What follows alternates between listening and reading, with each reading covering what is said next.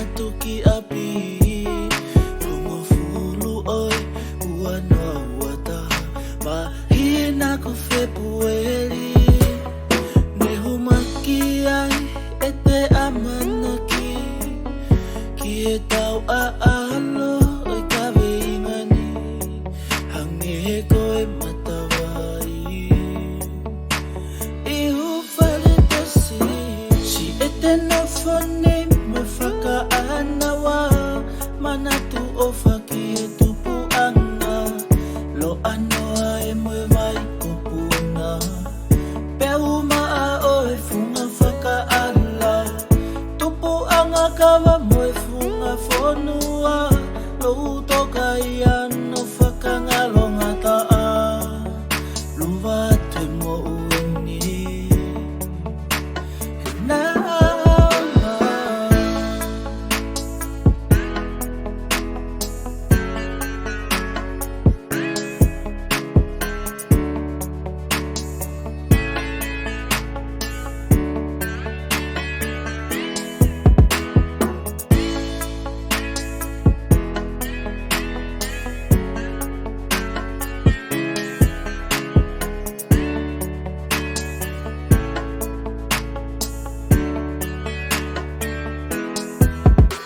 Sila ihe e kumanatu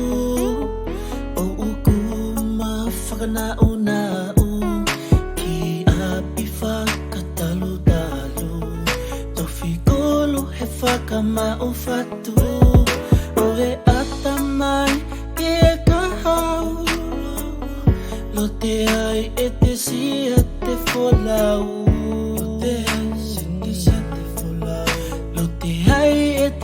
Te folau Shotongalu tuku e Teria ai lo terie E ko au ni te ue Lifusia he waha mohe Ka te tangi tō pilipe Ki e aho e vete ange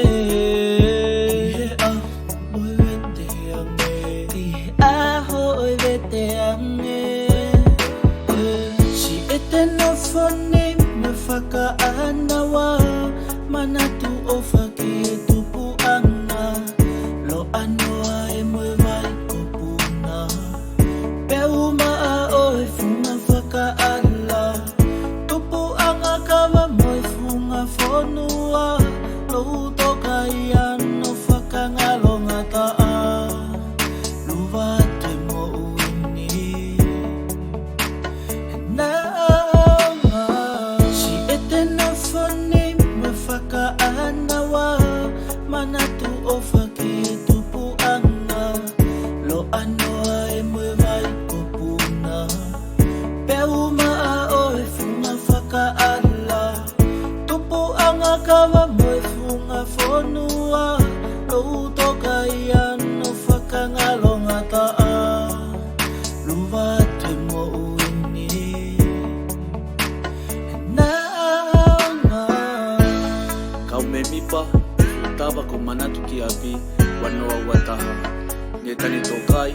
sio siwavi, sio saya whanohema Tracy pa te tatautua a,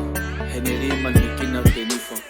Mana se lavau, sampen mo unga, nik se wain tonga Musa bakala, o whalahiata